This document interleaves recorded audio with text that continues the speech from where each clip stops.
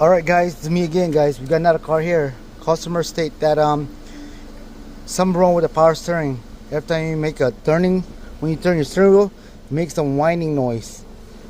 Man, I just realized something about this vehicle. It's kind of odd, you know what I mean? Because I did test drive the vehicles and I'm trying to duplicate the noise that that's what she was hearing, and I couldn't hear the noise at all. So it says power steering noise. So I don't understand why. Check it out, guys. You know, it's Toyota Corolla. You know this car. You guys anything about this?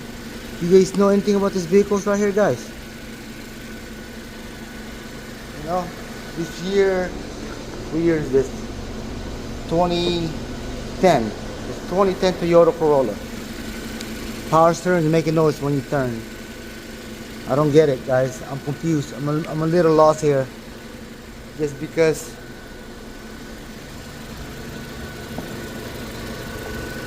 this car don't have no power. It's not a hydraulic. It's not a hydraulic power steering. So noise gonna make. I don't know where the car will make noise.